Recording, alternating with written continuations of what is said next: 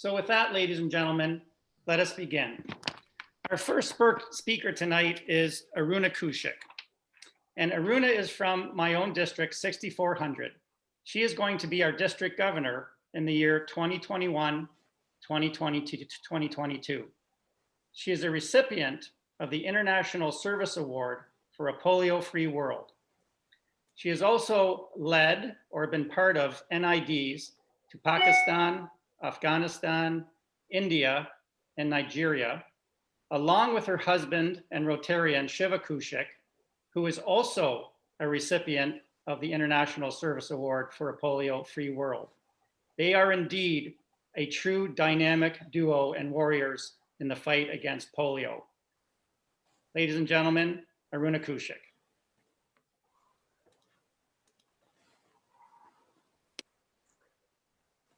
Good evening, everyone. Thank you, Nick, for such a wonderful introduction.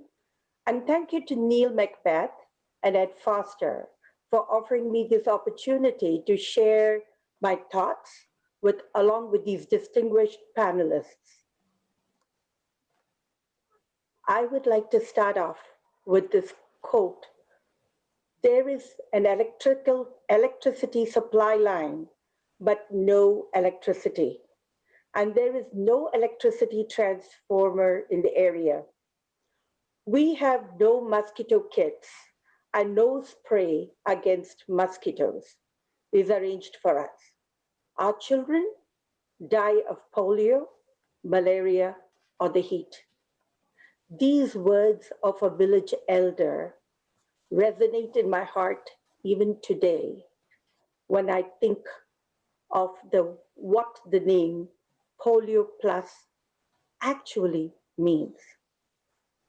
When we plan our trips, we explore with the polio chairs, the staff at the ground, and the polio workers, the other needs that come into play when we do these polio trips. Our team training includes cultural sensitivity and norms and customs, safety requirements, documents that need to be ensured, and most importantly, flexibility, which is the key when you visit different countries. When we planned a trip to Afghanistan, we were very aware of the cultural norms and the norms that exist between males and females. Our AG Dost Mohammed was excellent in providing guidance. We woke each morning to the sound of the muezzin's call of prayer and the sound of bullets in the distance. But we were safe. Those that made arrangements for a half a day NID at the local hospital. We went to a crowd of babies and parents sitting, waiting for us to vaccinate for the half-day NID. The man on the right that you see in the picture looked at me and offered his baby to me. I dropped the 2 precious drops in his mouth. And as I looked up, I saw a tear in his eyes. He put his arms around me. It was pure humanity. Aziz Memon, the Rotary Foundation trustee, and his polio workers are relentless in the eradication of polio. Pakistan has just completed 7 days of polio NIDs to take over from the COVID pandemic that they have suffered through. Generally, we have 3 days of NIDs and 1 extra day so we can catch the children who we have missed.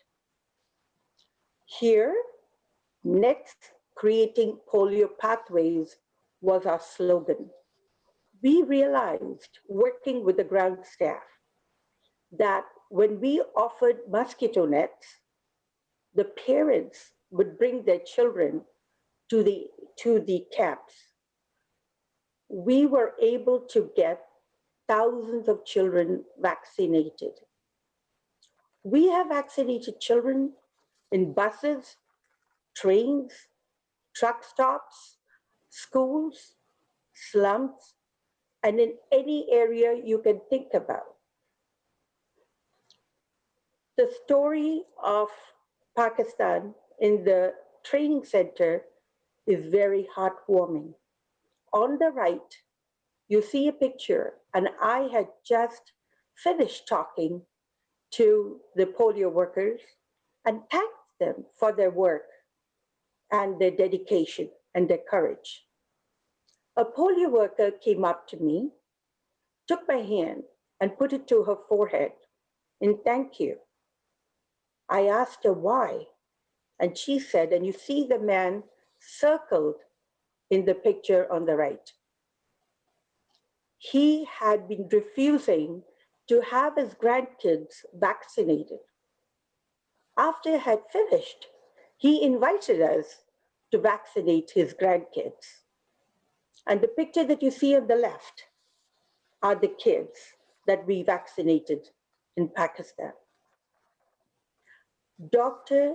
Tunji Fanshaw is just been named one of 100 Time magazine's most influential people.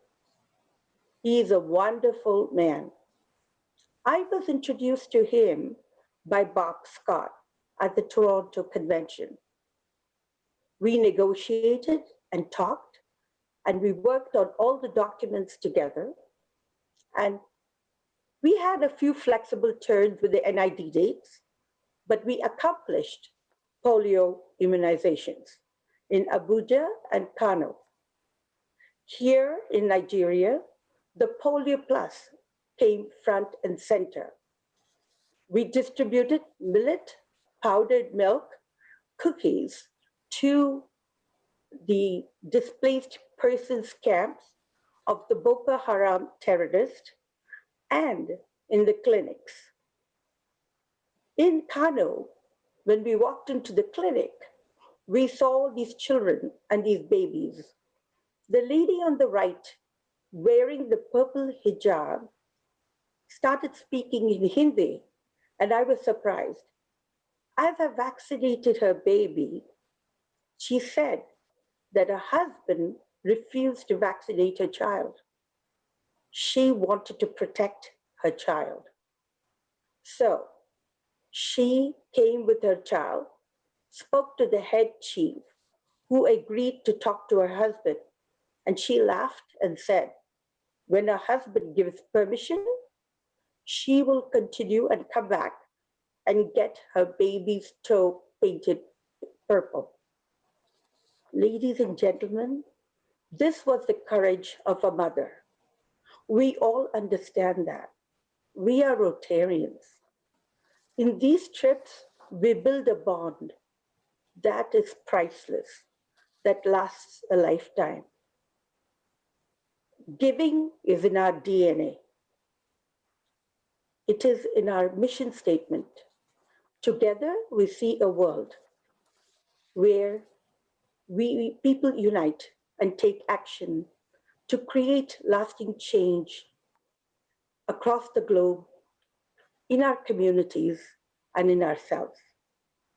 Ladies and gentlemen, today is more important than ever that we continue this fight and thank the world that we can save our children from polio. We are not just this close. In my mind, we are just a snap away. Thank you for listening and allowing me to share my experiences. I appreciate it.